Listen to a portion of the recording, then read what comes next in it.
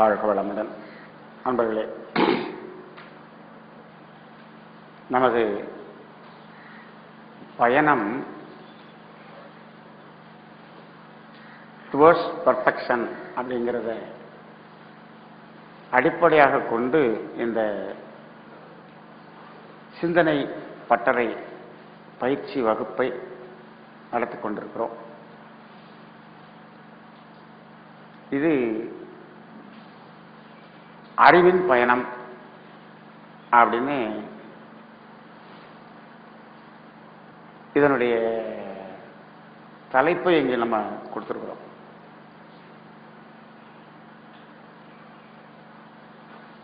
அறிவின் பயணம் towards perfection.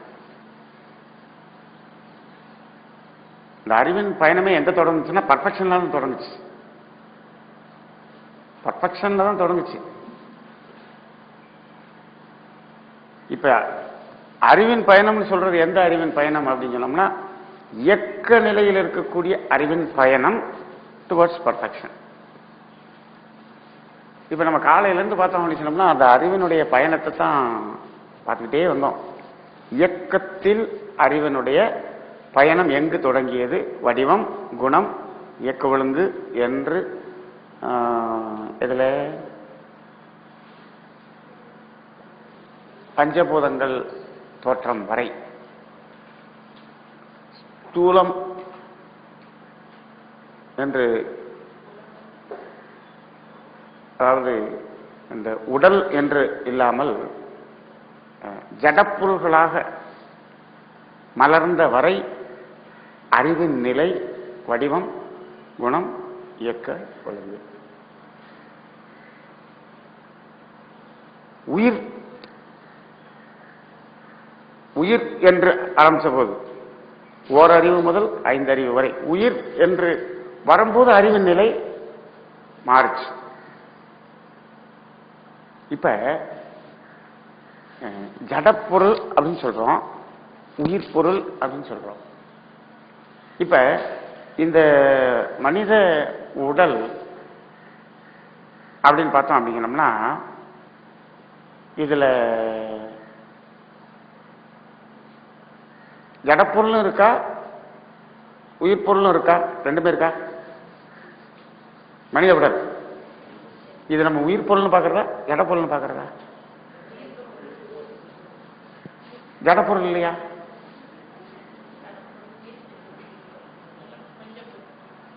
ஜடப்பொருள்களுடைய இணைப்பு தான் இங்க உயிர் பொருள். அவ்வளவுதானே. ஜடப்பொருள் இல்லைன்னு எப்படி சொல்ல முடியும்? மண் இல்லையா? நீர் இல்லையா? நெருப்பு இல்லையா? காற்று இல்லையா? இருக்கு. இந்த 4 ஜடப்பொருள்களின் தொகுப்பில் உயிர் ஊடுருவி சுழன்று இயங்கும் போது உயிர் பொருள். அவ்வளவுதான்.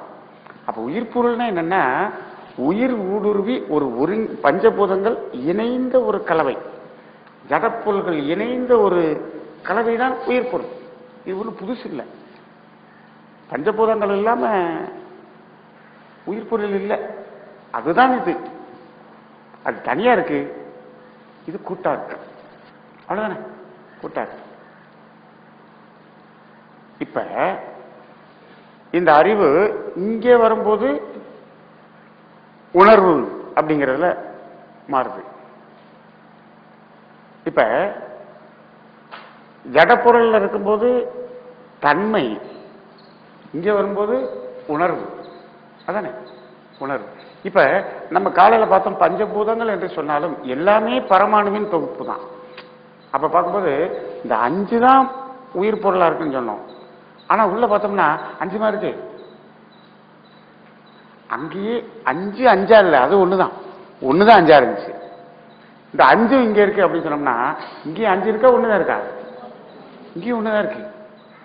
அப்படி ஓவராலா பார்த்தோம்னா இந்த பஞ்சபூதங்களை பார்த்தாலும் சரி, 5 அறிவு வரை விலங்கம் பார்த்தாலும் சரி, மனிதனையும் சேர்த்து பார்த்தாலும் சரி, எதை பார்த்தாலும் அங்க பார்க்கக்கூடிய அந்த பார்வையில் இயக்கம் என்று சொல்லக்கூடிய அந்த முதல் பூதமாகிய அந்த ஒரே பொருள் தான் இருக்கு.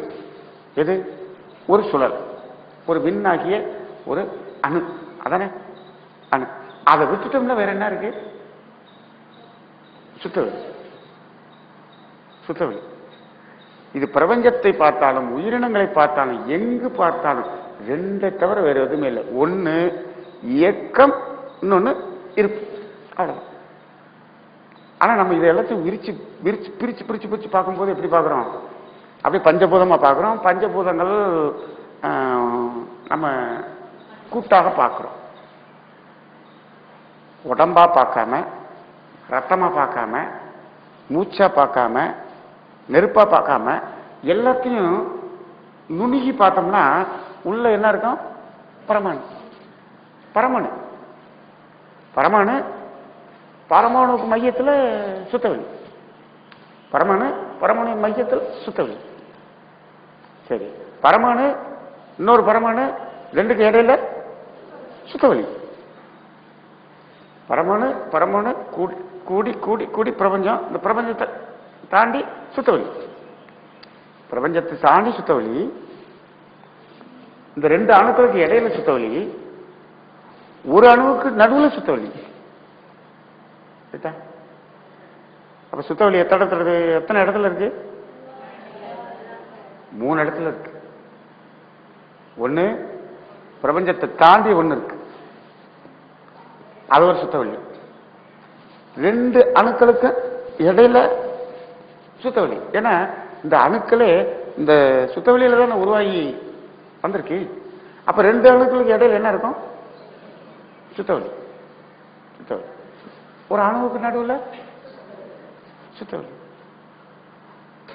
ஒரு பெரிய பாத்திரம், பாத்திரம் நிறைய தண்ணி, பாத்திரம் நிறைய தண்ணி. அதான் பிரபஞ்சத்தை கடந்த சுத்தவெளி. எது? பாத்திரம் முழுவதும் இருக்கக்கூடிய தண்ணி தான் பிரபஞ்சத்தை கடந்த சுத்தவெளி. அப்படி வச்சுக்கோமா? சரி, அந்த தண்ணிக்குள்ள 1 கிலோ சுண்டல், 1 கிலோ சுண்டல் ஊற வச்சிருக்கோம். பாத்திரம் முழு இருக்கிற தண்ணி பிரபஞ்சத்தை சூழ்ந்த சுத்தவெளி.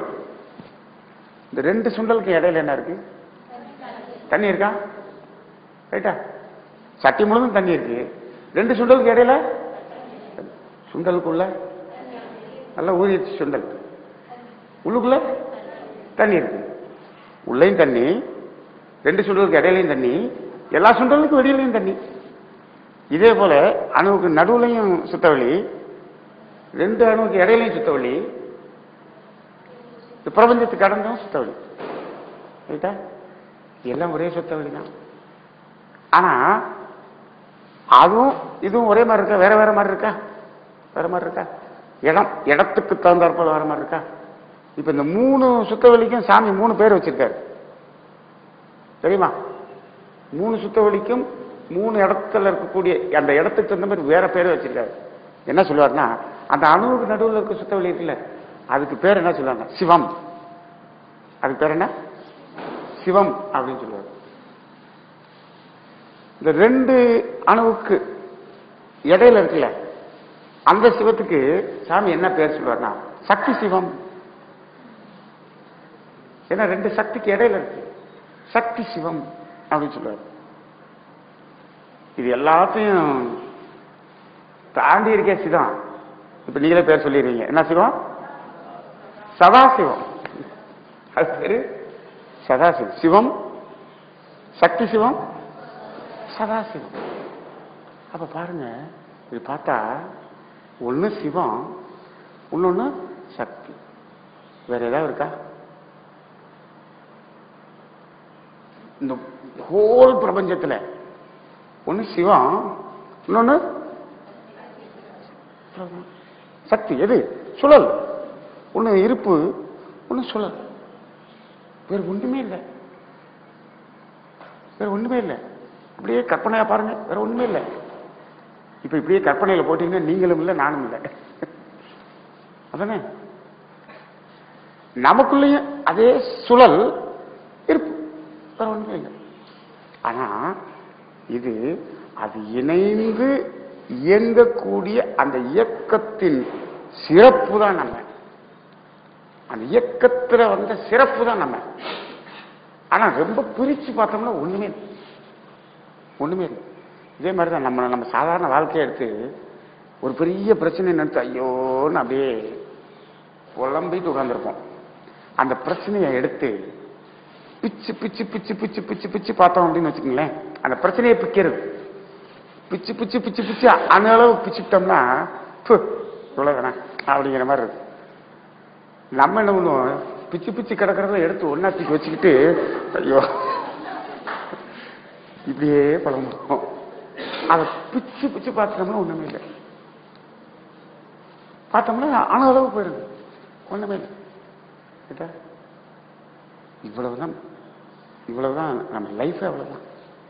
வெரி வெரி வெரி சிம்பிள், அவ்வளவுதான். ஆனா இது கூடி இயங்குகிற அந்த இயக்க சிறப்பு இருக்கு பாத்தீங்களா, அந்த இயக்க சிறப்புல தான் பஞ்சபூதம், பஞ்சதன் மாத்திரை, அதை உணர்றதுக்கு 5 புலன். அந்த புலனை உணர்ந்த பிறகு இதை எல்லாத்தையும் உணர்வதற்கு ஒரு 6வது அறிவு. அந்த அறிவு போய் இந்த புலன்ல சிக்கி சீரழிஞ்சு இதுக்காக பொருளை தேடி அடுத்தவனுக்கு எடுத்து ஊருக்கு எடுத்து நாட்டுக்கு எடுத்து அள்ளி குமிச்சு பைபாஸ் சர்ஜரி பண்ணி பிரஷர் மாத்திரை சாப்பிட்டு ஏகப்பட்ட இதெல்லாம் என்னன்னு கேட்டீங்கன்னா இயக்கத்து சிறப்பு. ஓ இதான் சிறப்பா, அது எப்படியோ சிறப்படைய வேண்டியது இங்கே போய் இப்படி சிறப்பா ஓடிக்கிட்டு இருக்கு. அப்ப என்னாச்சுன்னா அந்த எல்லாம் கரெக்டா தான் நடந்துட்டே வந்துச்சு.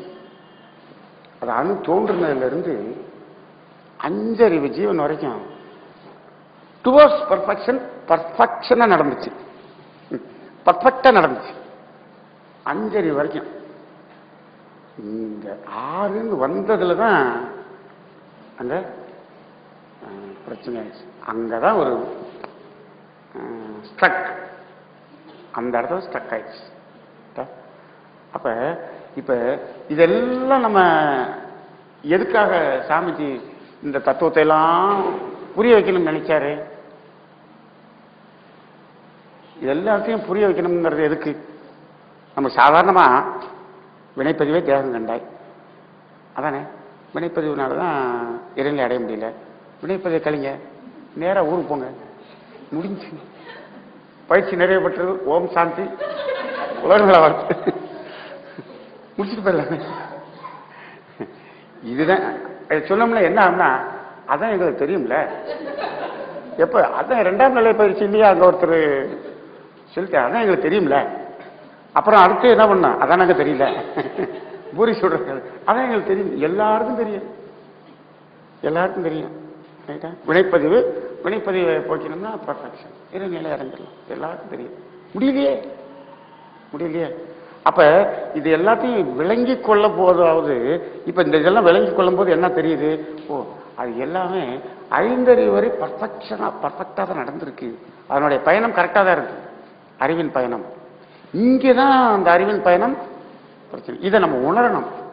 எப்பொழுது நாம் நமது தவறை உணர்கிறோமோ அப்பொழுதுதான் திருத்தம் கிடைக்கும்.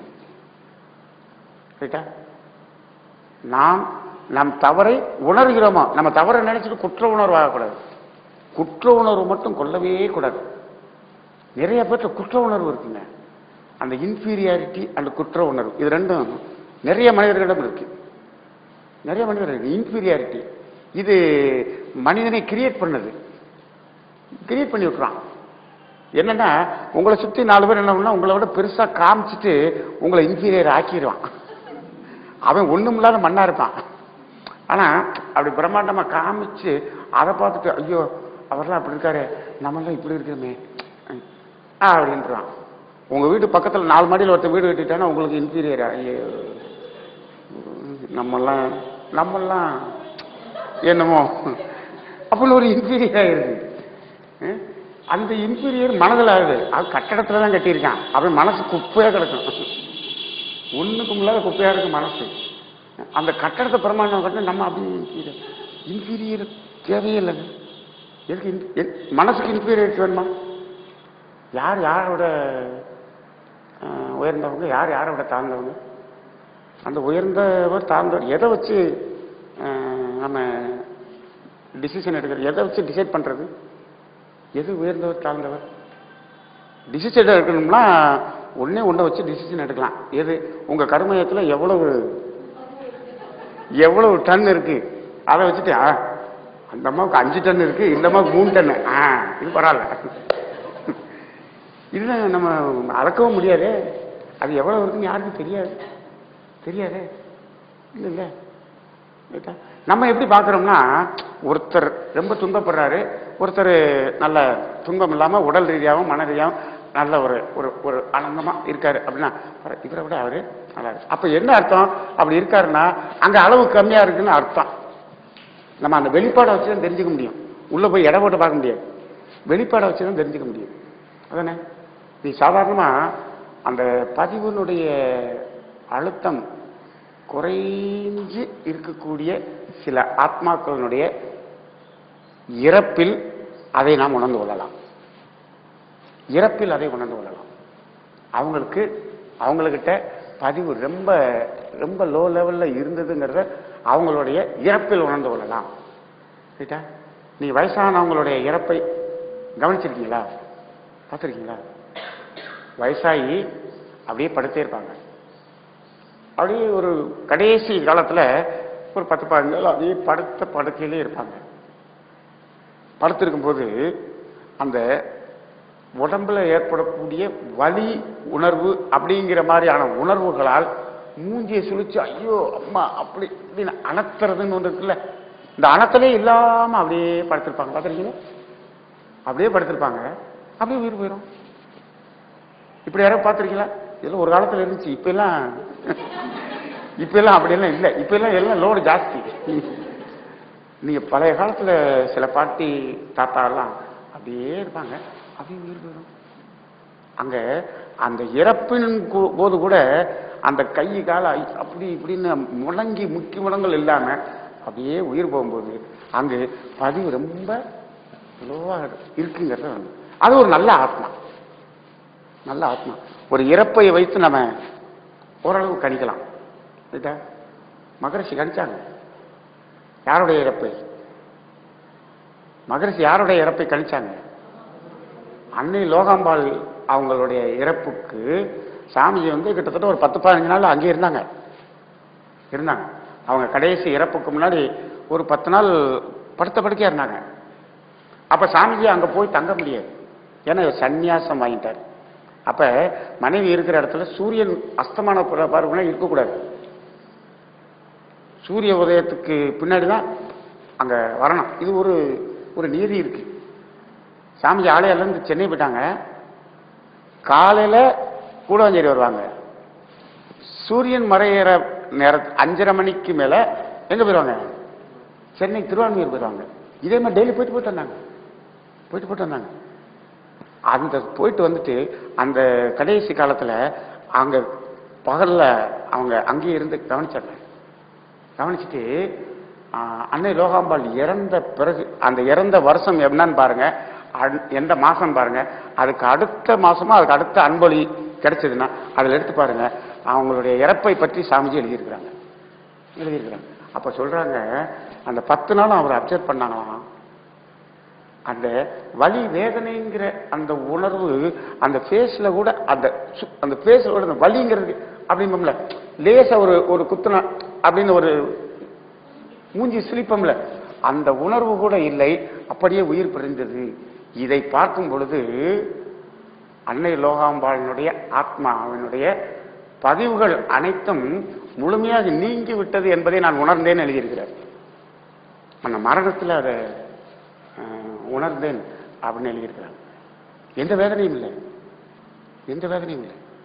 ஹாஸ்பிட்டல் போல, ஊசி போடல, எதுவும் பண்ணல, அப்படியே இருந்தாங்க. மகரிஷி கூட அந்த பாக்கியம் கிடைக்கல. அவங்களுடைய மரணம் ரொம்ப தெய்வீக மரணம். என்னன்னு பாத்தீங்கன்னா, இவ்வளவு பெரிய மகானை உலகத்துக்கு தந்த மகான் ஸ்கொயர் அவங்க. அதானே, அவங்க பெரிய மகான் ஸ்கொயருங்க. எனக்கெல்லாம் அவங்க உயிரோடு இருக்கும்போது அவங்கள போய் பார்க்க முடியலையேன்னு எனக்குள்ள பெரும் வருத்தம் இருக்கு. ரொம்ப பெரும் அர்த்தம் இருக்கு இல்லைங்களா? அப்பெல்லாம் மண்டபத்துக்கு வந்துட்டோம். ஆனால் அங்கே போறதுக்கான ஒரு ஏதோ மனம் வரல. அந்த அந்த அந்த ஒரு கொடுப்பனை இல்லை.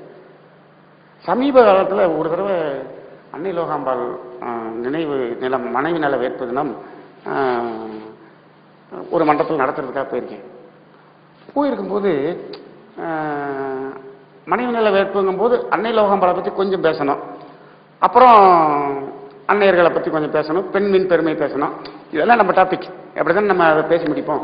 அன்னை லோகாம்பாளை பற்றி பேசணும்ல, ஏதாவது பேசணும்ல. அப்போ ஒவ்வொரு இடத்துலையும் அவங்கள்ட்ட அவங்க இருக்கும்போது நடந்த சில அனுபவங்களை சாமிச்சு சொன்னது இதுகளெல்லாம் அங்கங்கே பேசுவோம். அன்னைக்கு திடீர்னு எனக்கு என்ன தோணுது, இப்போ சாதாரணமாக இப்போ ஒரு பேராசிரியர் இருக்காருன்னு வச்சுக்கோங்க. மன்றத்தில் ஒரு பேராசிரியர் இருக்கார். இப்போ செல்வனையா இருக்கார். அவர் சிங்கப்பூர் மலேசியாவில் பயிற்சி நடத்துறதுக்கு ஐயாவை 15 நாள் அனுப்புகிறாங்க. ஐயா 15 நாள் சிங்கப்பூர் போயிட்டு வர்றாரு, மலேசியா போயிட்டு வர்றாரு. அங்கே சிங்கப்பூர்லேருந்து ஒரு 6 மாதம் கழிச்சு ஐயா செல்வனையா திருப்பி இன்னொரு 15 நாள் கூப்பிட்றாரு. 2வது தடவை போயிட்டு வர்றாரு. அப்புறம் அடுத்த வருஷம் திருப்பி கூப்பிட்றாங்க. 3வது தடவை போகிறாரு. வாழ்க வளமுடன் போயிட்டு வாங்கன்னு அனுப்புவீங்களா? ஏங்க நீங்களே போயிட்டு இருக்கீங்களே, நானும் ஒரு தடவை கூட வரக்கூடாதுன்னு கேட்பீங்களா? கேட்பீங்களா கேட்க மாட்டீங்களா? எப்போ முதல் தடவை கேட்டுருவீங்களா? ஃபர்ஸ்ட்லேயே கேட்டுருவீங்களா? 2 தடவை விட்டு பார்த்துட்டு 2 தடவை விட்டுட்டு போறீங்க, என்னங்க ஒரு தடவை கூட என்ன கூட்டு போகக்கூடாது? கேட்பீங்களா கேட்க மாட்டீங்களா? இது இயல்பு தானே. கேட்போமா கேட்க மாட்டோமா? கேட்போங்க. நல்லா நினைச்சு பாருங்க. மகரிஷி பல முறை உலகம் முழுதும் சுற்றி இருக்கிறார். பல முறை உலகம் முழுதும் சுற்றி இருக்கிறார் பயிற்சி நடத்துறதுக்கு. கேட்டா இதுவரை ஒரு நாட்டுக்கு கூட அன்னை லோகாம்பாளை கூட்டு போல நான் வர்றேன்னு அவங்க சொல்ல முடியாது. சொல்ல முடியாது. கூடுவாஞ்சேரியிலே உட்கார்ந்து தியாகமா உட்கார்ந்துருக்காங்க. இது நினைச்சு பார்த்தேன். யாராவது இருப்பாங்களா? யாராவது இருப்போமா? ஒரு ஆசை இருக்காரா? எல்லா சாமி போறாரு, அப்படியே நான் நயகரா நீர்வீழ்ச்சியை பார்த்தேன், அதை பார்க்குறாரு, இதை பார்க்க எக்காவளி அந்த இதில் போய் அதை பார்த்து பாட்டு எழுதுறாரு, இதை எழுதுறாரு, எல்லாம் எழுதுறாரு. இதெல்லாம் நம்மளும் பார்க்கணும்னு ஒரு தடவை ஏங்க ஒரு தடவை என்னை போகும்போது என்னை கூட்டு போங்கன்னு சொல்லலாம்ல, சொல்லியிருக்கலாம்ல, இல்லையே. கடைசி வரைக்கும் அந்த ஓட்டு வீட்டிலேயே வாழ்ந்து இப்ப மகர்ஷியை விட அவங்க இன்னும் ஒருபடி நம்ம மனசுல மேல வர்றாங்களா? தியாகம் அங்க அவங்க தாங்க தியாகம். இதெல்லாம் நம்ம ஏன் நினைச்சு பார்க்கணும்னா, நம்மெல்லாம் எப்படி எப்படிலாம் சூப்ஸா வாழ்ந்துட்டு இருக்கோம் பாருங்க. இவ்வளவு பெரிய மகான் இப்ப அவங்களுக்கு இப்ப அன்னை லோகாம்பால இப்ப அமெரிக்கா சுற்றி பார்க்கணும்னு நினைச்சா அங்க இருக்கிறவங்களே என்ன பண்ணிடுவாங்க, பிளைட் டிக்கெட் போட்டு கூட்டு போயிடுவாங்க. சரிங்களா? அப்படி வாழ்ந்தவங்க அவங்க. அப்ப அந்த தியாகம் அப்புறம் எங்க இருக்கு அங்க பதிவெல்லாம்? அவங்க கடமைகள் ஏது பதிவு? எதுக்கு கடைசியில துன்பம்? ரைட்டா? அவங்க எப்படி பதிவை கழிச்சிருக்காங்கன்னு பாருங்க, எவ்வளவு எளிமையா வாழ்ந்திருக்காங்கன்னு பாருங்க. இவங்கெல்லாம் நமக்கு ஒரு எடுத்துக்காட்டு. ரைட்டா? நம்ம வாழ்க்கையை மாத்திக்கிறதுக்கு அவங்கெல்லாம் ஒரு எக்ஸாம்பிள் தானே. எக்ஸாம்பிள். அப்ப அப்படி ஒரு மரணம் இருக்கான். அப்ப அந்த அளவுல அப்படி குறைஞ்சி இருந்தா அதை வச்சுதான் நம்ம கணிக்க முடியும், உயர்ந்தவரா தாழ்ந்தவரா அப்படின்னு. நாம பொருள் நிலையை வச்சுட்டு மேலையும் கீழையும் பார்த்துட்டு ஒரு இன்ஃபீரியாரிட்டி ஆகிட்டு நம்ம இருக்கிறோம். கேட்டீங்களா? மனிதன்கிட்ட இன்ஃபீரியாரிட்டி ஒண்ணுமே இல்லைங்க, ஒண்ணுமே இல்லை. எல்லா மனுஷனும் கர்மய குப்பையால் குப்பை தான். அதானே? கர்மயத்தில் இருக்கிற குப்பையில் எல்லா மனுஷனும் குப்பை தான். எல்லாத்தையும் இருக்கு. ரைட்டா? வெளியில் இருக்கக்கூடிய அந்த பொருள் நிலையோ அந்த உருவத்தை வைத்தோ நம்ம உயர்வு தாழ்வுன்னு பார்க்கறதெல்லாம் சும்மா ஏதோ இந்த உலக வாழ்க்கைக்கு பார்த்துக்கிறேன், அவ்வளவுதான். உள்ள பார்த்தோம்னா ஒன்றும் இல்லை. எது உயர்வுன்னு வள்ளுவர் சொல்லும்போது உள்ளத்து உயர்வே உயர்வுந்தார். சரி, அதே போல குற்ற உணர்வு அப்படிங்கிறமே, இன்னும் நம்மளாம் தப்பு பண்ணிட்டோம் அப்படின்னு ஒரு குற்ற உணர்வு, அது தேவையில்லை. அது தேவையா? குற்ற உணர்வு தேவையா? அப்படி தேவையில்லை. குற்ற உணர்வுல வச்சுக்கிட்டே இருந்தோம் அப்படின்னு சொன்னோம்னா நம்ம அது வந்து மீள முடியாது, மாற முடியாது. அது குற்ற உணர்வு தேவை. இது இப்ப இப்ப உணர்வுக்கு அறியாமையில உணர்வுக்கு முன்னாடி செஞ்சது ரைட், செஞ்சாச்சு, முடிஞ்சிருச்சு. முடிஞ்சதை நினைச்சுக்கிட்டே இருந்தோம்னா அடுத்த செயல் வந்து நல்லதா மாறாது. இப்ப நமக்கு என்ன வேணும்? இப்ப செயல் மாற்றம் தான் வேணுமே தவிர நடந்ததை நினைச்சு என்ன பண்ண போறோம்? முடிச்சிருச்சு இல்ல, இந்த நிமிஷத்தோட அதை விட்டுறணும். அதை வேண்டே வேண்டாம், அந்த குற்றம் வேண்டாம். இந்த நிமிஷத்துல இருந்து நம்மள்ட்ட என்ன சேஞ்ச், என்ன மாற்றம், அவ்வளவுதான். இதுல வந்தாலே போதும்.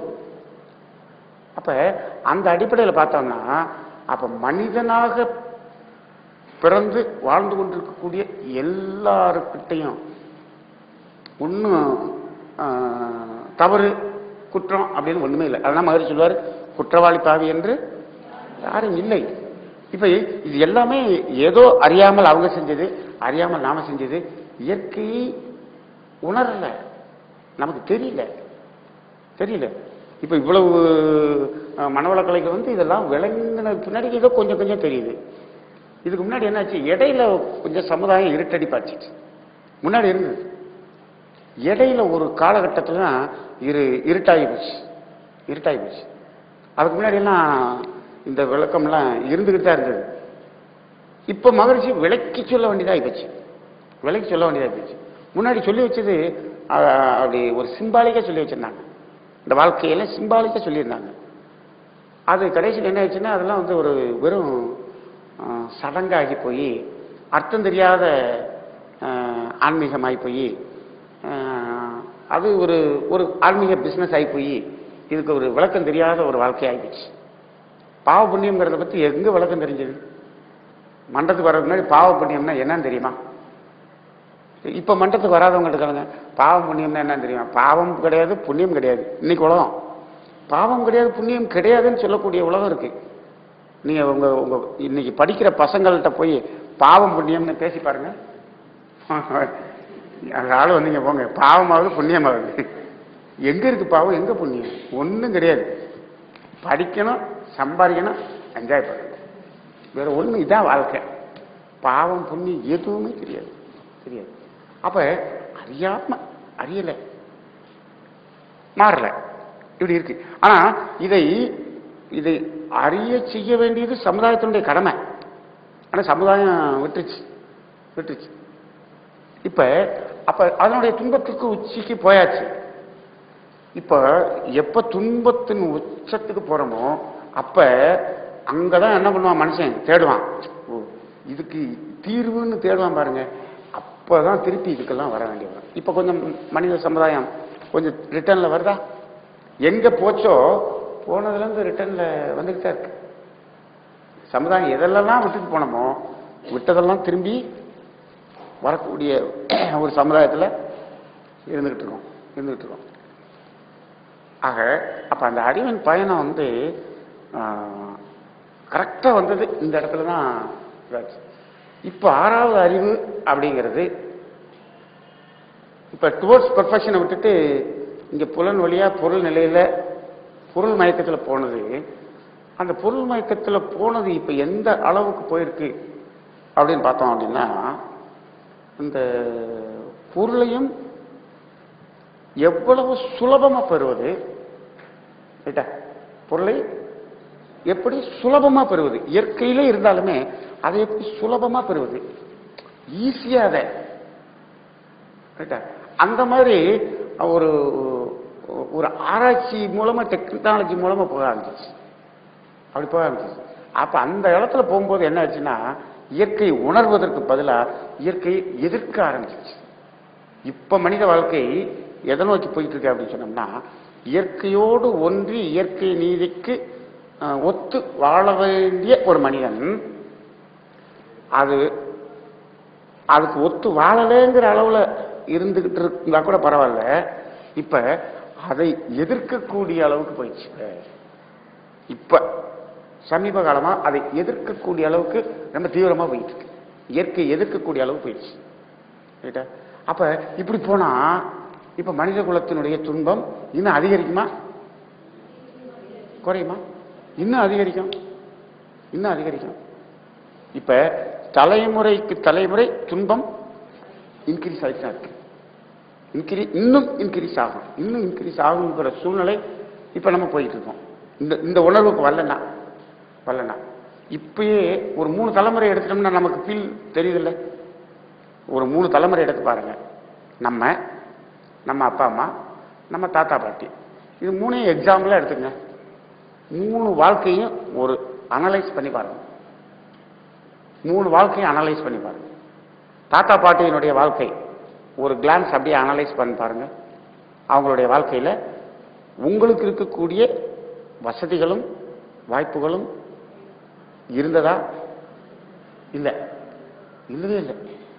அப்பா அம்மாவுக்கு ஓரளவுக்கு இருந்தது, நமக்கு நிறையவே இருக்கு. எது வசதி? அதானே, பொருள் வசதி, எல்லா வசதியும் ரைட்டா? சரி, அப்ப தாத்தா பாட்டிகிட்ட ரொம்ப கம்மி, அப்பா அம்மாட்ட கொஞ்சம் அதிகம், நம்மகிட்ட அதை விட அதிகம். அப்ப தாத்தா பாட்டி மன நிறைவுல ரொம்ப லோவா இருந்தாங்க, அப்பா அம்மா அதோட கொஞ்சம் பெட்டர், நம்ம மன உணர்வுல ஹாப்பியா இருக்கும். தானே? சரிதானே? சரிதானா இல்லையா? எங்க தாத்தா பாட்டிக்கு இவ்வளவு வரல, அப்ப அவங்க ரொம்ப அப்படி இருந்திருப்பாங்க. நம்மகிட்ட நிறைய இருக்கு, நம்ம இப்பதானே இருக்கணும். ஆக்சுவலா எப்படி இருக்கணும்? அப்படிதானே இருக்கணும்.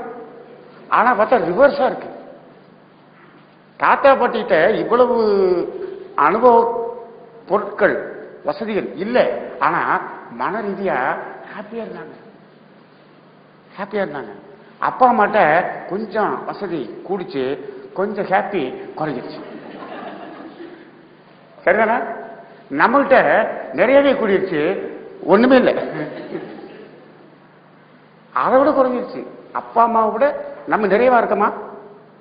இல்ல. அப்ப பொருள் நிலையில் உயர உயர உயர மன உணர்வில் தாழ்ந்து கொண்டே இருக்கிறோம். இப்படி போனா இப்படி போகுது. ரைட்டா? அதான் நான் சொன்னேன், பொருள் பிடிச்சுன்னா அருள் இறங்கிருச்சு. சரி, இப்ப நம்ம எல்லாம் எப்படி வாழ்ந்துகிட்டு இருக்கோம்? நம்ம பிள்ளைகளுக்கு நம்மளை விட வசதியா இருக்கிற மாதிரி ஏற்பாடு பண்ணிட்டு இருக்கோம். நம்ம பிள்ளை வசதியா இருக்கிறதுக்கான ஏற்பாடுகள் பண்ணி வச்சுட்டு இருக்கோமா?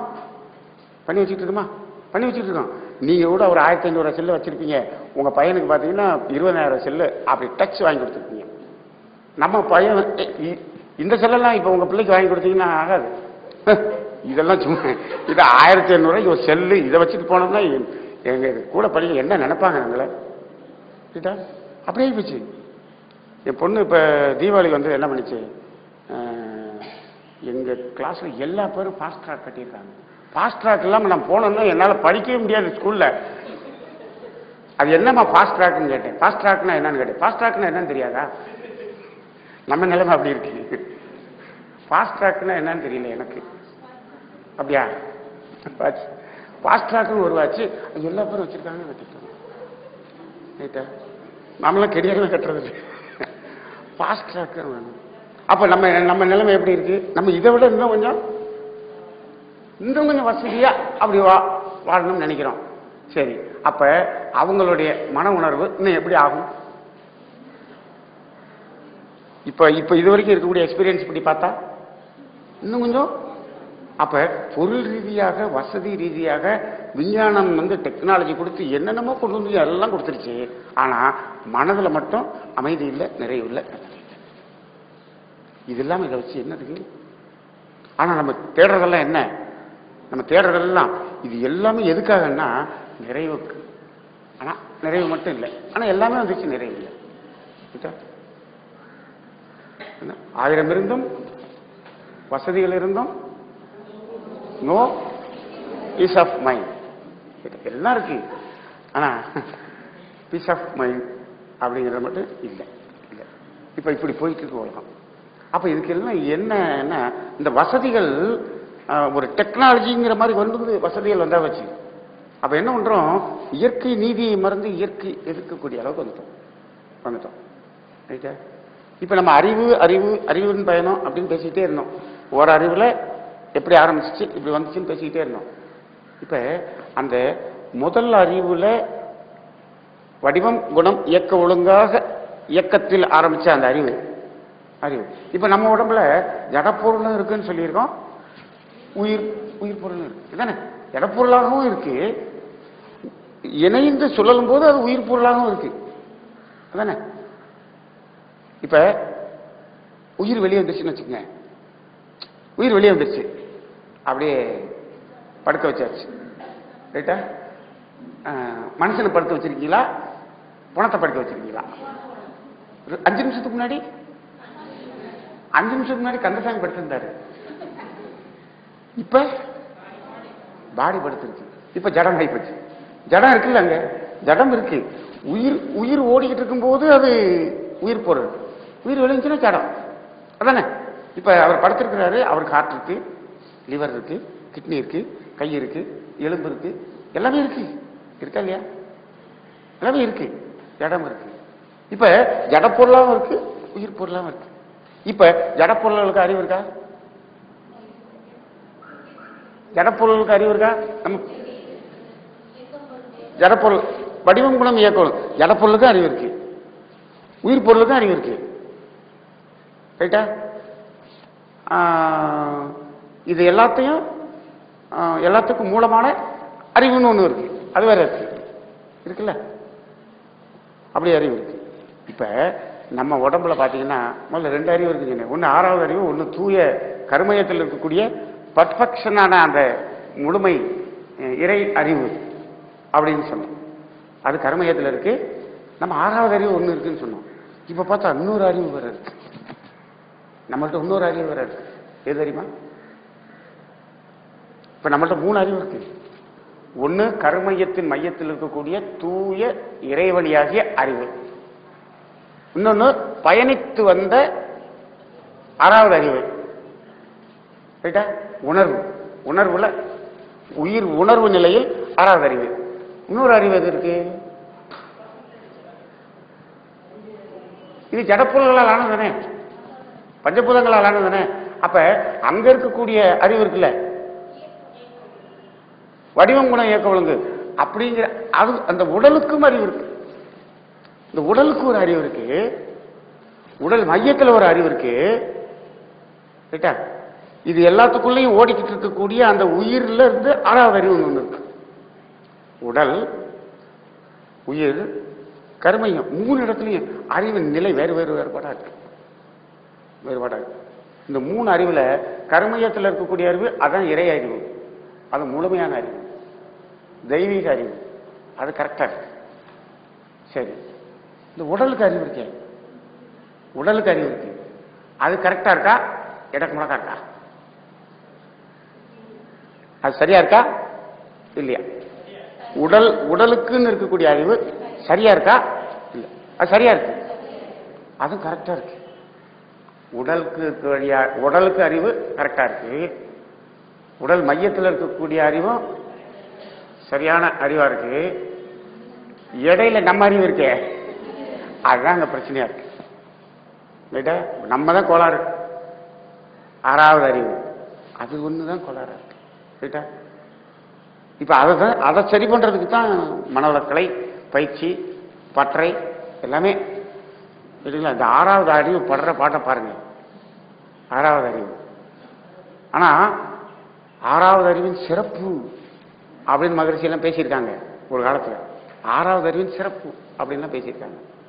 6வது அறிவின் சிறப்பு என்னன்னா, அதுதான் இவை அனைத்தையும் உணர்ந்து அந்த பெர்ஃபெக்ஷனா உணர்ந்து மாறக்கூடிய ஒரு வல்லமை பொருந்திய 6வது அறிவு. அது உணர்ந்தா தானே அதனுடைய சிறப்பு, அது உணர்ந்தா தானே சிறப்பு. இதை மாட்டிக்கிட்டு இருக்கேன்.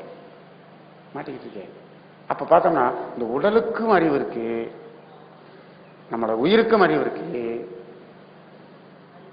மூலமாகிய அந்த தெய்வ அறிவும் நமக்குள்ளாக இருக்கு ரைட்டா.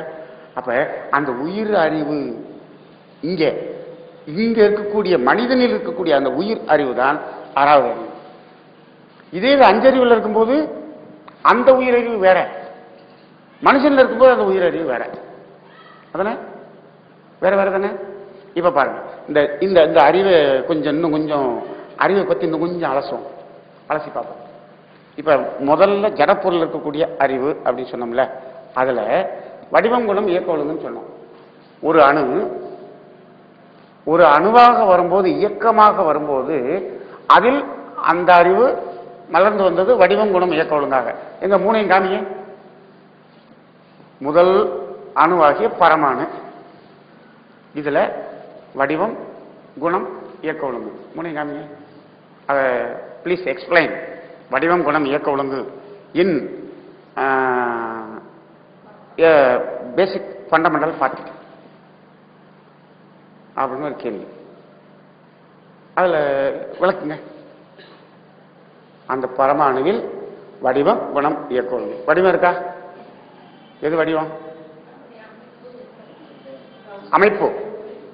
இது ஒரு சுழல், அதானே? ஒரு இயக்கத்துல ஒரு சுழல் சுத்துது, சூழ்நிலை சுத்துது.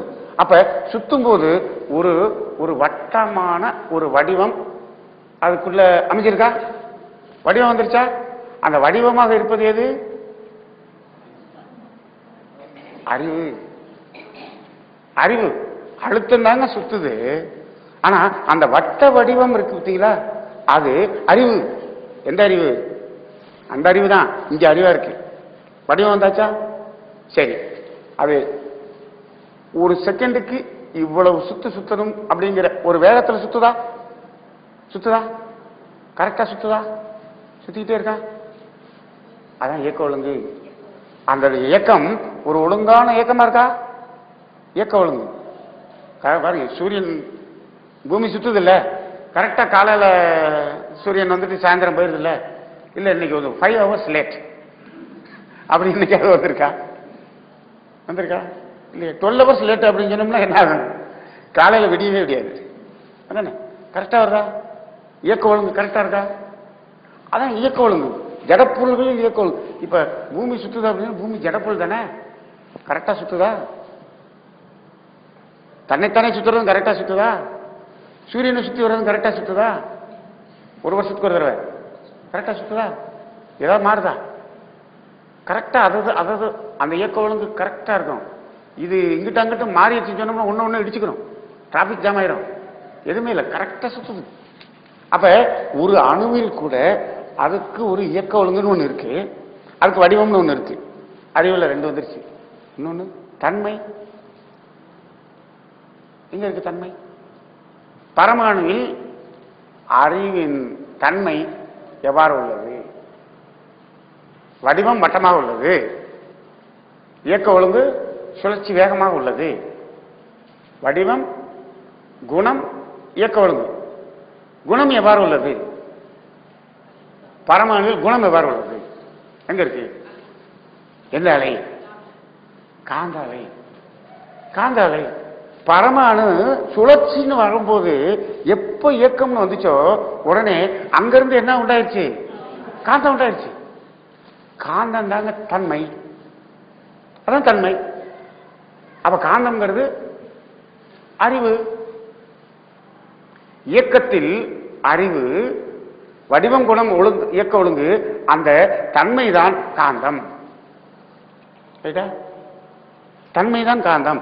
அப்ப அந்த தன்மைதான் காந்தம் அப்படின்னு வரும்போது அது அந்த ஒரு தனியா இருந்து அது வெளிப்படும் போது அந்த தன்மை அழுத்தம். அதே ஒரு கூட்டா இருந்து வெளிப்படும் போது அங்க என்ன ஆயிடுச்சு? தன்மை ஒலி. இப்ப அழுத்தம், ஒலி, ஒளி, சுவை, மனம் சொல்றோம் இல்லையா? இந்த 5மே என்ன? அறிவின் வெளிப்பாடுதான். தன்மை, அதான் தன்மை. இது வடிவம், இயக்க ஒழுங்கு. இயங்கும் போது இயக்க ஒழுங்கு இருக்கும், அதுக்கு ஒரு வடிவமும் இருக்கும், அதுக்கு ஒரு தன்மை இருக்கும். தன்மை தான் காந்தம். ரைட்டா? அப்ப பரமாணுக்கு அறிவு இருக்கா? பரமாணுக்கு அறிவு இருக்கா? இல்லைன்னு சொன்னோம்னா இல்லைன்னு சொல்றவருக்கு அறிவு இல்லை, அதானே? அறிவு குறைபாடு. அப்ப பரமாணுக்கு அறிவு இருக்கு. காத்துக்கு அறிவு இருக்கா? நெருப்புக்கு அறிவு இருக்கா? நீருக்கு இருக்கா? நிலத்துக்கு இருக்கா? இருக்கு. அப்ப அந்த அறிவின் தன்மைதான் காந்தம். ரைட்டா? காந்தம். சரி, இப்ப இந்த அஞ்சும் ஒன்று கூடி உயிரினமாக வருது, முதல் தாவரமா வருது. வரும்போது அந்த அறிவு வடிவம் குணம் இயக்க ஒழுங்கு அப்படிங்கிறது இங்க வரும்போது உணர்வா மாறுது. உணர்வா மாறுது, அதானே? உணர்வா மாறுது. அப்ப இங்க இந்த இங்க வரும்போது அந்த அறிவின் நிலை பாருங்க. அந்த அறிவு அந்த அழுத்தத்தை உணரக்கூடிய ஒன்னாவது அறிவா மாறுது. ரைட்டா? அந்த அழுத்தத்தை உணரக்கூடிய ஓர் அறிவு, அழுத்தத்தை உணரக்கூடிய இரண்டாவது அறிவு. இப்ப இதுல பாத்தீங்கன்னா, இப்ப தாவரம்னு இருக்கும். தாவரத்திலையும் ஒரு மரம்னு எடுத்துப்போம். அந்த மரமும் எதனால் ஆனது? அது பல கோடி அணுக்களால் ஆனது, அதானே? பல கோடி அணுக்களால் ஆனது தானே எல்லாமே. இப்ப அங்கேயும் ஒரு காந்தம் வெளிப்படுது. அழுத்தம் அப்படிங்கிற காந்தத்தை உணரக்கூடிய அறிவு அப்படிங்கிற மாதிரி அறிவு. அப்ப அங்க அந்த தன்மையை உணரக்கூடிய அறிவு ஓரறிவு. அதனாலதான் நம்ம இதுக்கெல்லாம் தாவரம்னு சும்மா சொல்லலை, புழுன்னு சும்மா சொல்லலை, வண்டுன்னு சும்மா சொல்லலை. ஒவ்வொன்றுக்கும் ஒரு அடைமொழி கூறி கூறி சொன்னோம். எப்படி சொன்னோம்?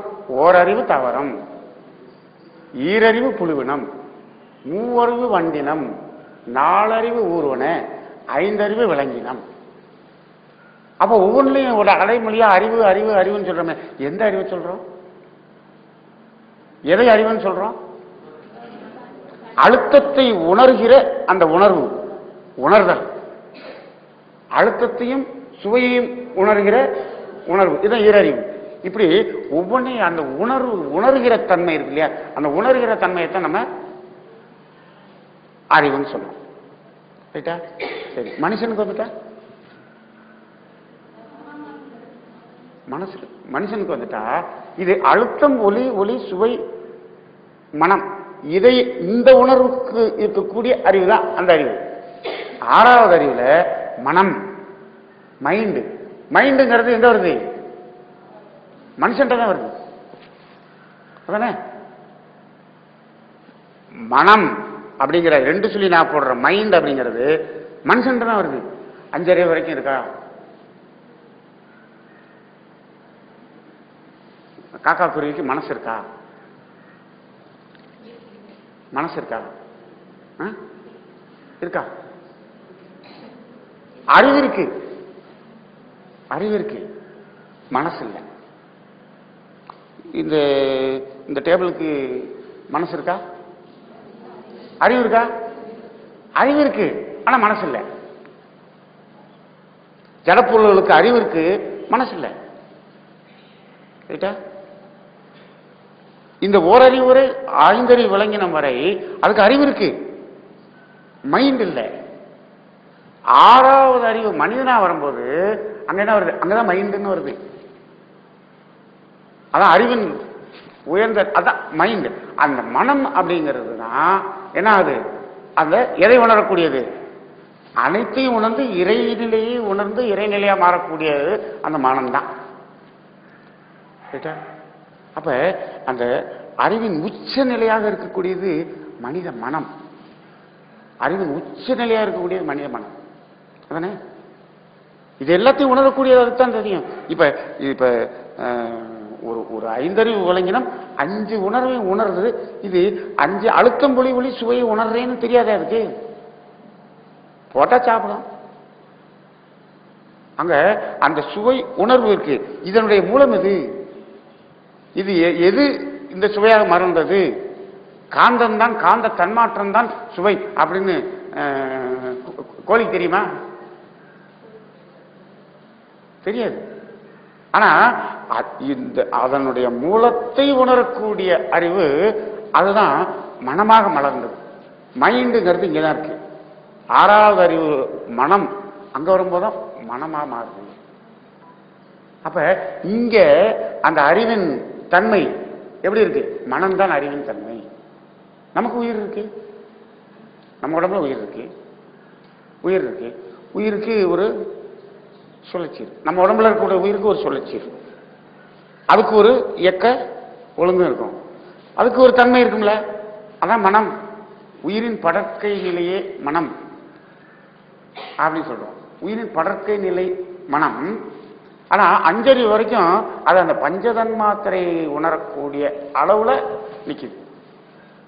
ஆனா மனிதனிடம் மனமாக நீங்க மகிழ்ச்சி சொல்லும் போது எழுதியிருப்பாங்க, அழுத்தம் ஒலி ஒலி சுவை மனம். மனம் எப்ப ஆறாவது அறிவுல தான் அந்த மனம் அப்படின்னு எழுதுவாங்க. அது வரைக்கும் மனம். இப்படி சொல்லிதான் அந்த விநாயகர் வந்தது, முருகன் வந்ததெல்லாம் சொல்வார். வெறும் பஞ்ச தன்மாத்திரை உணர்வுக்கு வர்ற அளவுல மட்டும் சொல்லும் போது ஐங்கரத்தான் அப்படின்னு 5 காந்தத்தை மட்டும் வச்சாங்க.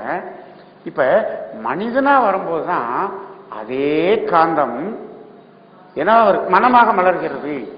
அப்ப மனுஷனா வரும்போது 6, அங்கதான் 6வது அது. அப்ப மைண்டுங்கிறது மனுஷன்கிட்ட வரும்போதுதான் இருக்கு. அதனாலதான் மனவளக்கலை மனுஷனுக்கு மட்டும்.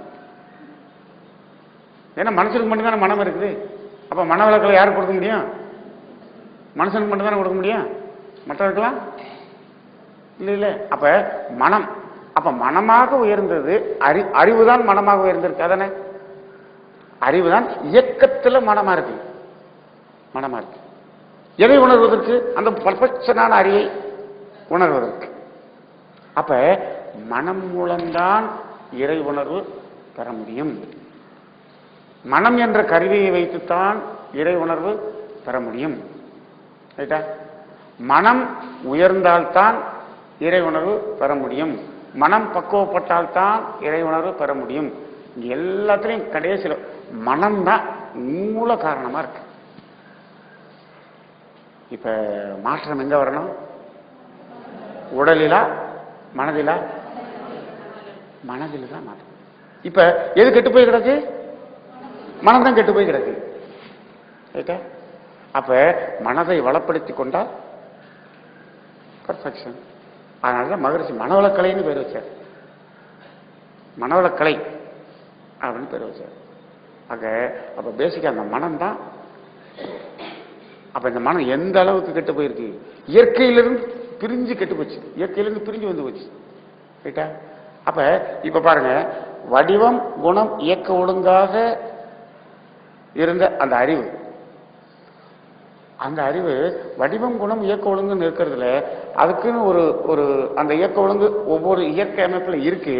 மனிதன் இப்ப என்ன பண்றான்னா, அந்த இயல்பாக இருக்கக்கூடிய அந்த இயல்பு நிலையை, இயல்பு நிலையோடு இயல்பு நிலையாக நம்ம மாறி வாழ்ந்தோம்னா பர்ஃபெக்ஷன். இயல்பிலிருந்து விலகாம மாறணும்னா பர்ஃபெக்ஷன். கொஞ்ச நாளா மனிதன் வந்து இயல்பு நிலையில ஒன்றி வாழாம இயல்பு நிலையிலிருந்து விலகி வாழ்ந்தான். இதுவரை இந்த டெக்னாலஜி எல்லாம் வளர்றது வரை. இப்ப என்ன ஆயிட்டான் தெரியுமா? இயல்பு நிலையிலிருந்து விலகி மாறுறது மட்டும் இல்ல, இந்த இயல்பையே மாற்றி அமைக்கணும்னு பாக்குறான். இயல்பையே மாற்றி அமைக்கணும்னு பாக்குறான். ரைட்டா? அப்ப அது எப்படி ஆகுதுன்னா, இயற்கையே எதிர்க்கும் கூடிய அளவுக்கு மனித மனம் ரொம்ப மோசமான நிலைக்கு போயிடுச்சு. இயற்கையோட ஒன்றி வாழல, விலகி வாழ்ந்தான். இப்ப இயற்கையை எதிர்த்து வாழக்கூடிய. அப்ப இப்படி போனா இன்னும் இறை நீதியினுடைய துன்பம் அதிகரிக்குமா குறையுமா? அதிகரிக்கும், அதிகரிக்கும். பாருங்க, ஒரு சின்ன சின்ன உதாரணங்கள் பாருங்க. இப்ப நம்ம முதல்ல பார்த்தோம், இந்த தாவரங்கள் எல்லாம் நமக்காக வெயிட்டிங்னு சொன்னோம். நம்ம இறைநிலை அடைகிறதுக்காக நாங்களாம் இருந்தா தான் நீ உயிரோட இருக்க முடியும், அதுக்காக நாங்கள் வெயிட்டிங், நாங்கள் திருப்பி நாங்கள் இங்கே இருந்து கொண்டே இருக்கிறோம், பிறவி எடுத்துக்கொண்டே இருக்கிறோம்னு தாவரங்கள்லாம் சொல்லுதுன்னு சொன்னோம். அது பாட்டுக்கு பிறவி எடுத்துக்கிட்டு இருக்கிறத நம்ம யூஸ் பண்ணிக்கிட்டாவது இருக்கணும்ல. யூஸ் பண்ணிக்கிட்டு இன்னும் கொஞ்சம் நாளாவது இழுத்து பிறவி எடுத்து யூஸ் பண்ணிக்கிட்டு பதிவை கழிக்கிறேங்கிற பேர்ல தின்னுக்கிட்டே இருக்கலாம்ல. இப்ப நம்ம என்ன பண்ண ஆரம்பிச்சோம் தெரியுங்களா? அதனுடைய இயக்க ஒழுங்கையும் அதனுடைய அறிவையும் இந்த அறிவால், 6வது அறிவால் மாற்றி அமைக்கணுங்கிற அளவுக்கு போயிட்டான் மனுஷன். ரொம்ப கொடுமையான விஷயம். மாற்றி அமைக்கணும்னு போயிட்டான். ஒரு சின்ன உதாரணம் பாருங்க. நெல்லுன்னு ஒரு செடி இருக்கு. நெல்லை கண்டுபிடித்த மனிதன் யார்? டெலிபோனை கண்டுபிடிச்சவர் யார்? ஏரோப்ளானை கண்டுபிடிச்சவர் யார்? இதெல்லாம் குஷில நம்ம சொல்லிடுறோம். நெல் நெல்லை கண்டுபிடிச்சவர் யார்? நான் சொல்றது நெல்லை கண்டுபிடிச்சவர். நீங்க வந்து 5020 கண்டுபிடிச்சவர் யாருன்னா சொல்லிவிடுவீங்க. யாராவது ஒருத்தர் இருப்பாரு ரைட்டா. இப்ப இந்த ரகத்தை கண்டுபிடிச்சு நான் சொன்னது அப்படிலாம் இல்லை. நெல்லுன்னு ஒரு பயிர், அதை மனிதன் உருவாக்கினானா அது இயற்கையில இருந்துச்சா? மனுஷன் வர்றதுக்கு முன்னாடி இருந்துச்சா? இருந்துச்சு ரைட்டா. எத்தனையோ விதமான தாவரங்கள் இயற்கையில முன்னாடி இருந்தது. எப்ப மனுஷன் வர்றதுக்கு முன்னாடி என்ன, இந்த விலங்கினங்கள் வர்றதுக்கு முன்னாடி இருந்துச்சு. அது அப்ப தோன்றி எவ்வளவு காலம் இருக்கும், எவ்வளவு காலம் இருக்கும் இருந்துச்சா? சரி, தென்னை மரம்னு ஒண்ணு இருந்திருக்குமா? பனைமரம்னு ஒண்ணு இருந்திருக்குமா? எல்லாமே எந்த காலத்திலயோ இருந்திருக்கு. இதெல்லாம் யாரு உருவாக்கியது? இயற்கை. இயற்கையிலிருந்து உருவானதானே இயற்கை ஒழுங்கமைப்பு. இயற்கை ஒழுங்கமைப்பு. இப்ப பாருங்க, அது என்ன பண்ணுது, அந்த நெல்லு மட்டும் அது வளர்ந்து அது பலன் தருவதற்கு அதுக்குன்னு ஒரு இயக்க ஒழுங்கு, அதுக்குள்ள அறிவாக, அதுக்குள்ள ஒவ்வொரு தாவரத்துக்கும் ஒரு இயக்க ஒழுங்கு அறிவாக உள்ள இருக்கு. பாத்தீங்களா? நெல்லுன்னு இருந்தா 6 மாசத்துல விளையிற மாதிரி அதுக்கு ஒரு அறிவு, அதுக்கு ஒரு சாப்ட்வேர். இப்ப நம்ம அறிவுன்னு சொல்றத விட இப்படி மாத்திக்கலாம். அதுக்குள்ள ஒரு சாப்ட்வேர் வந்து 6 மந்த்ஸ்ல அது வர்ற மாதிரி ஒரு சாப்ட்வேர். தென்னை மரத்துக்கு 7 வருஷத்துல வர்ற மாதிரி ஒரு சாப்ட்வேர். பனை மரத்துக்கு 40 வருஷத்துல வர்ற மாதிரி ஒரு சாப்ட்வேர். 40 வருஷம் கழிச்சு அது பலன் தரும். பாத்தீங்களா? இது இயற்கையா இருந்த அமைப்பு தானே. அது அமைப்பு தானே. அது இயற்கையில இருந்தது. இப்ப மனுஷன் என்ன பண்றான் தெரியுமா? அதுல இருக்கக்கூடிய சாப்ட்வேரை இவன் மாத்துறான். அதை எடுத்துட்டு இவன் ஒரு சாப்ட்வேரை செஞ்சு உள்ள போடுறான். போட்டு என்ன பண்றான், 6 மாசத்துல விளையாடுறது. டூ லேட், என்னால பொறுக்க முடியல. 6 மாசத்துக்குலாம் நம்மளால வெயிட் பண்ண முடியாது. என்ன பண்றான், 3 மாசத்துலயே விளையாடு. சாப்ட்வேரை மாத்திட்டான். மாத்திட்டு இந்த ரகத்தை நான் கண்டுபிடிச்சேன்னு சொல்லி உங்க ஊர் யூனிவர்சிட்டிக்காரர் தான் கண்டுபிடிச்சிடுறாங்க. கோயம்புத்தூர் யூனிவர்சிட்டியில் என்ன பண்றாங்க, ஆராய்ச்சி பண்ணி 3 மாசத்துல விளையாடுற மாதிரி கண்டுபிடிச்சிட்டாங்க. இது இயற்கையின் ஒழுங்கமைப்பை மாற்றி அமைக்கக்கூடிய அளவுக்கு மனுஷன் போயிட்டான். ரைட்டா? இது அப்ப இயற்கையில் இருக்கக்கூடிய அந்த இயற்கை அறிவை நம்ம அறிவை கொண்டு அந்த அறிவை கெடுக்கிறோமா, இல்ல நம்ம இப்ப இதுல இயற்கை ஒழுங்கமைப்பை நம்ம அறிவு கெடுக்குதா, இல்ல அதை வளர்க்குதா? கெடுக்கிறோமா? கெடுத்தமா? ஆனா அது புரியுதா உங்களுக்கு? அது அவங்களுக்கு புரியுதா? இது இயற்கையினுடைய அறிவை கெடுத்துட்டோம்னு அவங்களுக்கு புரியுதா? அவங்க என்ன நினைக்கிறாங்கன்னா 3 மாசத்துல அதே 40 மூடை நெல் அந்த ஒரு ஏக்கர்ல வந்துருச்சா? 6 மாசத்துல 40 மூடைக்கு போயிடலாம், 3 மாசத்துல 40 மூடை கொடுத்துட்டோம்ல, சக்சஸ் அப்படின்னு அக்ரிகல்ச்சர் யூனிவர்சிட்டி சயின்டிஸ்ட்லாம் சொல்லிட்டு இருக்காங்க. அதானே? Is it success or failure? இப்ப நீங்க எல்லாம் 6வது அறிவை முறையாக பயன்படுத்தி சிந்திச்சு பாருங்க. Is it success or failure? Failure. எப்படி ஃபெயிலியர்? அதான் 40 மூடை வந்துருச்சுங்க. உங்களுக்கு 6 மாசத்துல 40 மூடை எடுத்தீங்க, இப்ப 3 மாசம் 40 மூடை எடுத்தீங்க. அப்புறம் என்ன? Operation success. Operation success. Patient died. Operation success வந்தாச்சு. 40 மூடை வந்தாச்சு.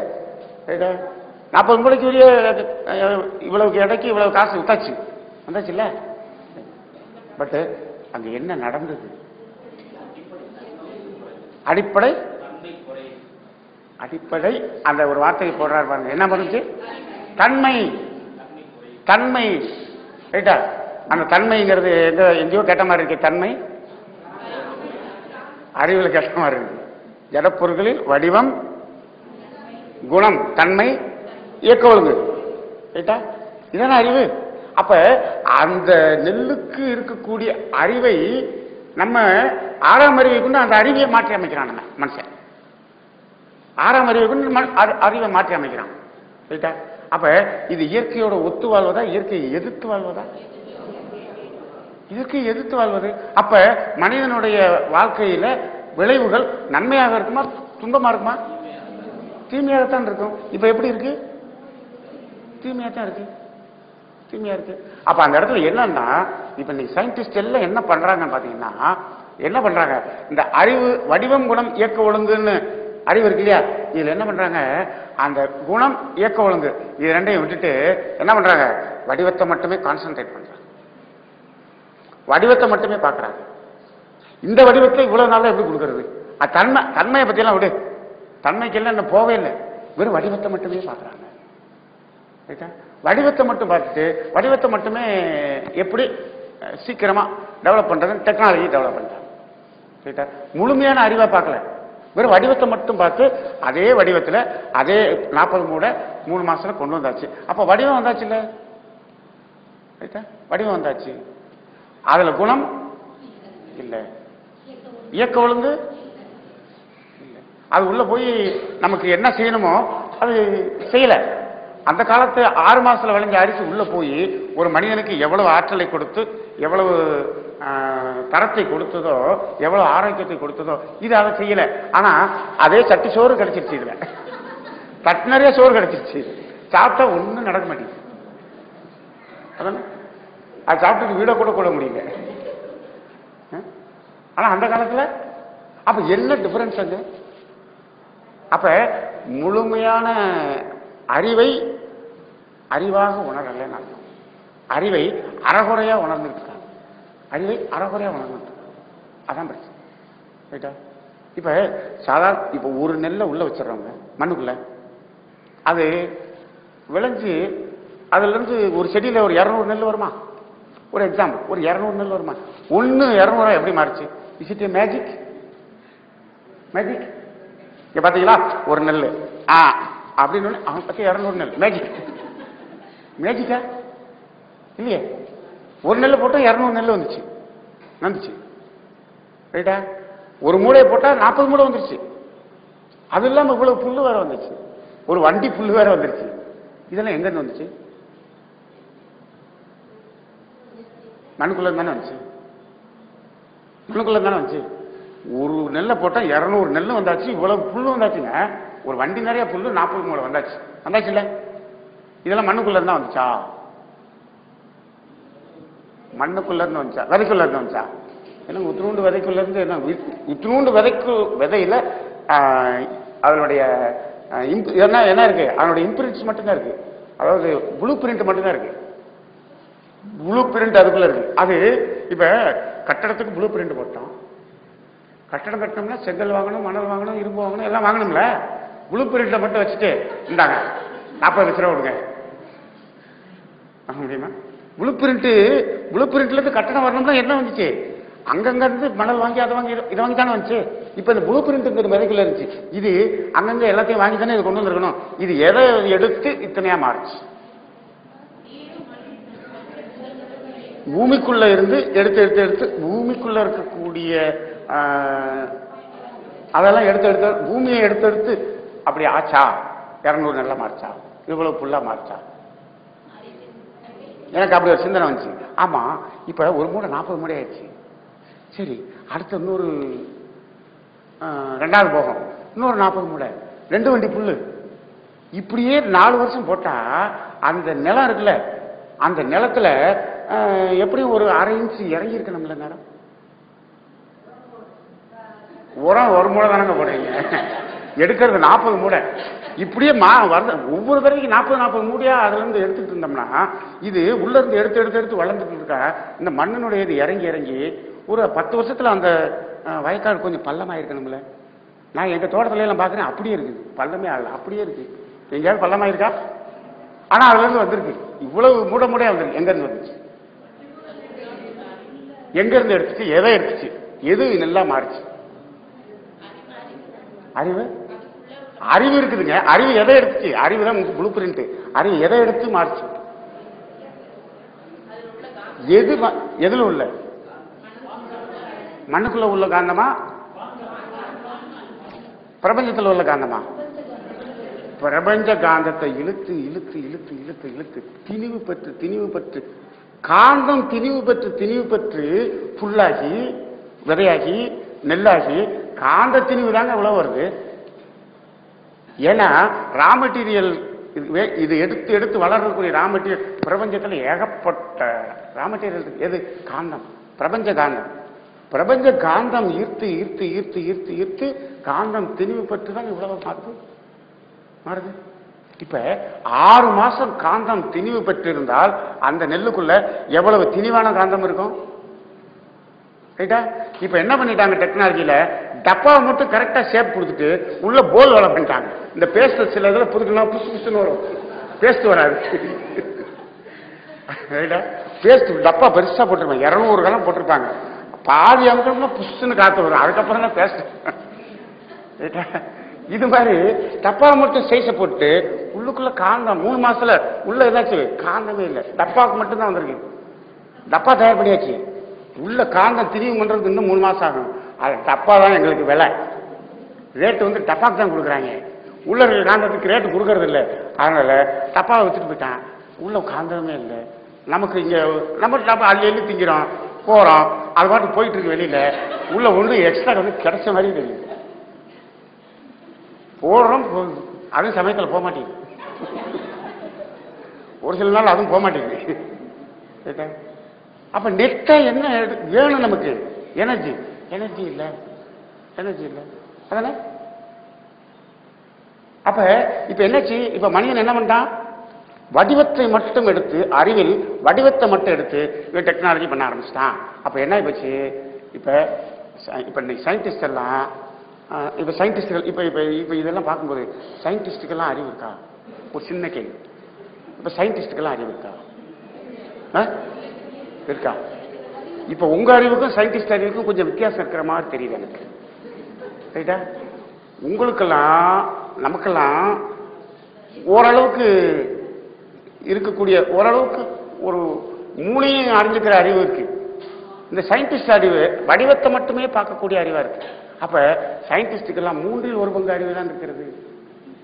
இன்னும் 2 பங்கு என்ன பண்ணல, பயன்பாட்டுக்கு எடுக்கல, அதை ஒதுக்கிட்டு பாக்குறதுனால இப்ப என்னாச்சு? இதுதான் இது நெல்லுல மட்டும் இல்ல, எல்லாத்துக்கும் வந்தாச்சு. காய்க்கு வந்தாச்சு, பழத்துக்கு வந்தாச்சு, எல்லாத்துக்கும் வந்தாச்சு. இப்ப டோட்டலா இப்ப அதாவது ஜீவனே இல்லாத உணவை நாம் சாப்பிட்டு இருக்கிறோம். நம்மளும் ஜீவன் இல்லாம, அவர் சொன்ன மாதிரி ஆபரேஷன் சக்சஸ், அவங்களுக்கு சக்சஸ். ஆனால் வெறும் அதான், அதாவது உயிராற்றலே இல்லாத, ரைட்டுங்களா? ஒரு சின்ன கொய்யாப்பழமா இருக்கும் அந்த காலத்துல, அப்படி கடிச்சு சாப்பிடும்போது அதனுடைய சுவை, அந்த உணர்வு தெரியும். இப்ப இவ்வளவு பெருசா கொய்யாப்பழம் இருக்கு, பொதன்னு இருக்குது, கடிச்சோம்னா ஒண்ணு மண்ணு மாதிரி இருக்கு. அதனுடைய காந்த திணிவே இல்லை, ரைட்டா? அப்ப இதுதான் டெக்னாலஜி அப்படின்னு வந்தாச்சு. இது ஓரறிவு தாவரத்துல மட்டும் அப்படி வந்துச்சுன்னு பாத்தீங்கன்னா, மனித உயிர்களில் விளையாட கொண்டிருக்கக்கூடிய சயின்டிஸ்ட்லையும் அவங்களும் எப்படி ஆயிட்டாங்கன்னா, இந்த உருவத்தை மட்டுமே ஆராய்ச்சி செய்து உடலை மட்டுமே பார்க்கக்கூடிய, உடலை மட்டுமே ஆராயக்கூடிய ஆராய்ச்சியாக மாறிவிட்டது. உள்ள இருக்கக்கூடிய அந்த தன்மை, இயக்க ஒழுங்கு அதுக்கு போல அதை பார்க்கறது. உடலை வெறும் உடலாகவே பார்க்கக்கூடிய, அந்த உடலிலும் அந்த உடலில் இருக்கக்கூடிய அறிவையும் வெறும் வடிவத்தை மட்டுமே பார்க்கக்கூடிய ஒரு நிலையில் தான் இருக்கே தவிர, குணம், இயக்க ஒழுங்கு அப்படிங்கிறது இன்னும் முழுமையா போல. அது போகாம இருக்கிற வரைக்கும் இப்ப அறகுற அறிவாக தான் இருக்குது. இப்ப அறகுற அறிவாவே நம்ம ஆராய்ச்சிகள் இன்னும் பெருக பெருக பெருக இயற்கையிலிருந்து நம்ம டிவைட் ஆகும், இயற்கையிலிருந்து ஒதுங்கிறோம், இயற்கையிலிருந்து விலகி நிற்கிறோம். விலகி நிற்க நிற்க நிற்க துன்பம் அதிகரித்து கொண்டே போகும். இதுக்கெல்லாம் என்ன தீர்வு தெரியுமா? இதுக்கெல்லாம் ஒரே தீர்வு என்ன தெரியுமா? மனவளக்கலை இன்றைய சயின்டிஸ்ட் கிட்ட, மனவளக்கலையின் மெய்ஞானம் சயின்டிஸ்ட் போகணும். யார்கிட்ட போகணும்? விஞ்ஞானிகிட்ட போகணும். மனவளக்கலை மெய்ஞானம் விஞ்ஞானிகளிடம் போகணும். மனவளக்கலை விஞ்ஞானிகளிடம் போகக்கூடாது. புரியுச்சா? மனவளக்கலை மெய்ஞானம் விஞ்ஞானிகளுக்கு போகணும். மனவளக்கலையை கொண்டு போய் விஞ்ஞானிகள்ட்ட அடகு வச்சிடக்கூடாது. ரைட்டா? விஞ்ஞானிக்கு தகுந்த மாதிரி மனவளக்கலை அப்படி இது உள்ளது போயிடும். இருக்கிற விஞ்ஞானம் போயிடும். கேட்டுங்களா? எப்படி நெல்ல கெடுத்த மாதிரி மனவளக்கலையும் கெட்டு போயிடும். அப்ப மெய்ஞானம் என்பது முழுமையான அறிவு, விஞ்ஞானம் என்பது அறகுறைய டுவர்ட்ஸ், அதெல்லாம் தேடிக்கிட்டு இருக்கிற அறிவு. அது குறையுடைய அறிவு. குறையுடையது நிறையுடையகிட்ட வரணும். நிறையுடையதை கொண்டு போய் குறையிட்டு விட்டோம்னா நிறையும் குறையாக மாறிவிடும். எனவே அதை பாதுகாக்க வேண்டிய பொறுப்பு உங்களிடமும் நம்மளிடமும் வேதாத்திரியினுடைய சிஷியர்களிடம் இருக்கிறது. நன்றாக உணர்வு பெறுங்கள். இதை பாதுகாத்து இந்த சமுதாயத்துக்கு கொடுக்க வேண்டிய பணியை தொடருங்கள். நீங்களும் வாழ்ந்து வாழ்க்கையை மாற்றி தன்னுடைய அந்த அறிவின் பயணத்தை முழுமையாக்குவதற்கு நீங்களும் பயன்பெறுங்கள். உங்களது சந்ததியை வழிகாட்டுங்கள் என்று கூறி இந்த நிகழ்வை நிறைவு செய்து கொள்கிறேன். வாழ்க வையகம், வாழ்க வையகம், வாழ்க வளமுடன்.